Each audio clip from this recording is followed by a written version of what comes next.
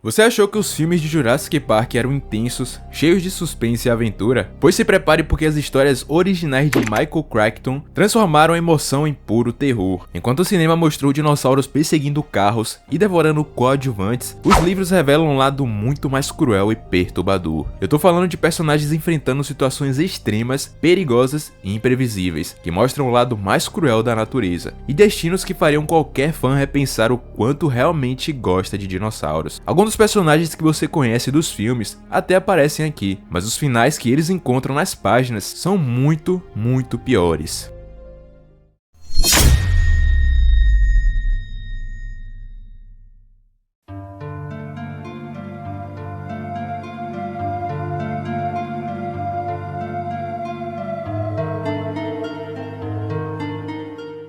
Para iniciar a lista temos Ed Regis, que é simplesmente o cara que sai correndo durante o caos, mas no livro de Michael Crichton, seu destino é uma obra-prima do terror psicológico e físico. Enquanto nos cinemas sua morte basicamente foi transferida para a do advogado Donald Gennaro, nas páginas do romance cada segundo de sua agonia é detalhada com uma precisão cruel. Após abandonar Lex e Tim durante o ataque da Rex, Regis foge para a floresta acreditando ter escapado do perigo. No entanto, ele logo se torna o alvo de um jovem tiranossauro, uma adolescente de 4 metros de altura que ainda está aprendendo a matar. A cena é construída com uma tensão quase insuportável. Regis, inicialmente aliviado por ter sobrevivido ao adulto, ouve sons na vegetação e assume serem os resgatadores. Sua esperança se transforma em puro terror quando o juvenil aparece da névoa, movendo-se com a curiosidade de um predador inexperiente. O jovem dinossauro observa Regis atentamente antes de atacá-lo, criando momentos de suspense e perigo enquanto ele tenta escapar, porém é inútil. É como um gato brincando com um rato. A verdadeira tortura começa quando o juvenil finalmente usa suas mandíbulas. Seus dentes não são afiados o suficientes para uma morte limpa, então ele morde Regis em camadas superficiais. Ele sente cada perfuração, fraturando sob a pressão irregular das mordidas do jovem. O livro descreve explicitamente como o dinossauro experimenta diferentes partes do seu corpo. Primeiro o braço, depois o ombro, depois o abdômen, como se testasse quais pedaços tinham melhor textura. Regis permanece consciente por pelo menos 10 minutos de puro terror, e sua mente inundada de adrenalina e dor, além de qualquer escala humana. O clímax ocorre quando o jovem T-Rex, finalmente entendendo a mecânica da matança, aperta suas mandíbulas em volta do torso de Regis e o sacode com um movimento instintivo que o atinge de forma brutal, causando lesões gravíssimas. O final de Regis é brutal e inesperado, mostrando como a natureza pode ser impiedosa. Mas vou deixar a imaginação de vocês preencher os detalhes. A cena é vista de longe por Lex e Tim, tornando não apenas uma morte física, mas uma humilhação pública até o último suspiro. É a punição perfeita para um homem que sempre tratou os dinossauros como atrações de parque. Ele se torna a atração principal do pior show da natureza.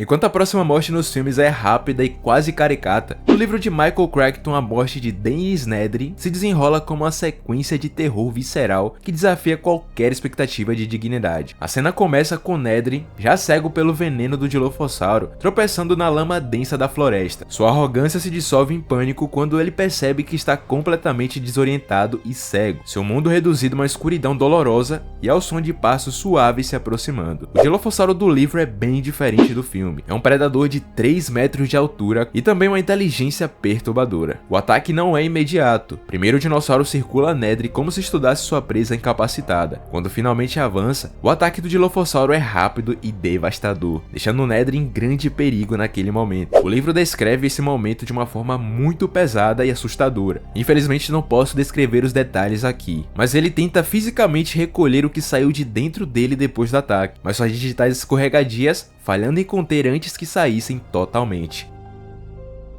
Ele grita, mas o som é abafado pela floresta e pelo ruído da chuva, então é completamente inútil. O clímax acontece quando o Dilophosauro, aparentemente entediado com a luta, avança para a cabeça de Nedry. Suas mandíbulas o atingem com uma força devastadora, encerrando tudo em pouco tempo. Não foi um esmagamento instantâneo, mas uma compressão lenta e agonizante. Nedry ouve seu próprio osso frontal partindo antes de perder a consciência. O último pensamento registrado é a sensação de dentes penetrando. A cena termina com o dinossauro dinossauro mostrando seu comportamento natural de caça, enfatizando o perigo do ambiente. Um detalhe biológico horrível que Crichton insere com precisão científica. É uma morte que combina tortura física, humilhação extrema e uma ironia obscura. O homem que desligou o sistema de segurança do parque é morto por uma criatura que nunca precisou de cercas para ser mortal.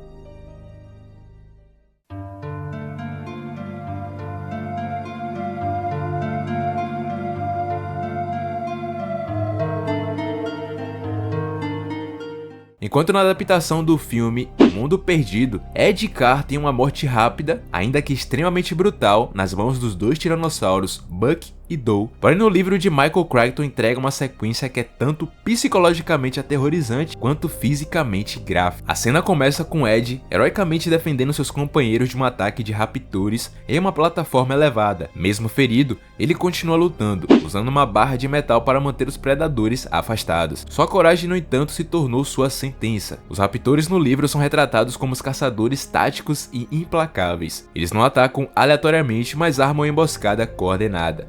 Um grupo distrai Ed, enquanto o outro escala silenciosamente a estrutura. Quando ele finalmente percebe a ameaça, já é tarde demais. Um raptor salta e arranca a barra de metal de suas mãos com uma força descomunal. Desarmado e vulnerável, Ed é arrastado para o chão por múltiplos animais. O verdadeiro terror se desenrola no chão. Em vez de uma morte rápida, os raptores atacam Ed de maneira feroz e implacável. Eles começam imobilizando-o de forma brutal, sem chance de escapar. Primeiro as pernas e depois os braços. Crichton insiste em descrever como Ed permanece consciente durante todo o processo, somente em estado de choque, mas ainda capaz de sentir cada ataque. E seus gritos são abafados pelo som dos Velociraptors. O fim da cena chega quando um raptor ataca sua cavidade torácica, enquanto o outro avança em seu rosto, com uma única mordida. A última imagem de Ed foi perturbadora antes que a escuridão o consumisse. Sua morte serve como um lembrete sombrio de que no mundo de Crichton, o heroísmo não é recompensado, é punido com uma crueldade que nem conseguimos imaginar. A cena é ainda mais impactante por ser testemunhada pelos outros personagens que assistem ao homem que o salvou ser desmontado peça por peça.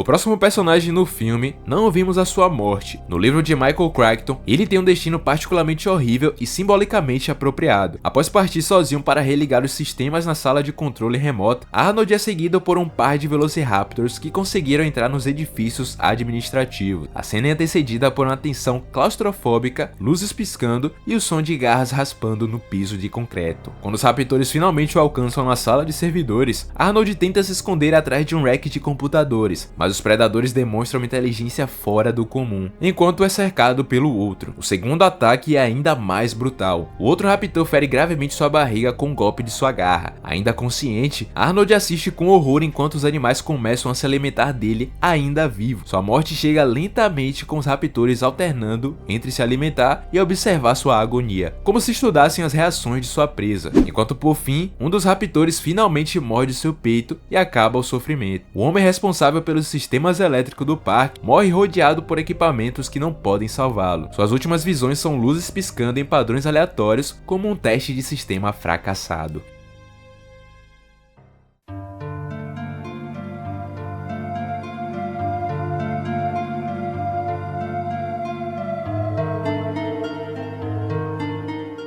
E para finalizar, John Hammond é retratado no filme como o avô benevolente e sonhador. No livro de Michael Crichton, ele é totalmente o contrário, um homem arrogante e obcecado por controle, e sua morte é a culminação perfeita do seu ego. Após o colapso total do parque, Hammond foge para a floresta, mas sua arrogância o impede de perceber o perigo real. Ele tropeça em uma raiz, quebra o tornozelo e fica imobilizado, gritando por uma ajuda que nunca vai chegar. É então que os Compsognathus, criaturas do tamanho de galinhas que ele considerava inofensivas, surgem da vegetação. A cena é construída com uma ironia cruel. Hammond sente alívio ao ver as pequenas pequenas criaturas, acreditando serem inofensivas. Seu erro se revela quando o primeiro comp morde seu tornozelo fraturado, injetando uma neurotoxina paralisante que o impede de se mover, mas não de sentir. Lentamente, dezenas deles aparecem do nada, formando um mar de dentes minúsculos e olhos curiosos. Eles não atacam com fúria, mas com curiosidade mordiscando pedaços de sua carne. O terror verdadeiro está na consciência preservada. Hammond sente cada dentada, cada puxada de pele e cada exposição de seu corpo. Seus pensamentos não são de arrependimento, mas sim de raiva e negação. Ele culpa os outros pelo fracasso, xinga os dinossauros por sua ingratidão e ainda fantasia sobre reconstruir o parque. Sua última frase não é um pedido de perdão, mas sim um murmúrio sobre as próximas melhorias. Os compsognatos começam por seus dedos, depois sobem para suas pernas e finalmente chegam ao seu abdômen, consumindo-o enquanto ele ainda respira. A sua morte chega apenas quando um deles ataca sua jugular, mas não antes de Hammond ver as criaturas disputando seus pedaços. É a punição final para o homem que quis brincar de Deus, ser devorado pelas menores e mais insignificantes de suas criações, completamente consciente de cada momento. Os livros de Jurassic Park nos lembram que a natureza não é bonita, ela é cruel, lenta e impiedosa, e que às vezes a justiça poética vem com dentes e garras afiadas.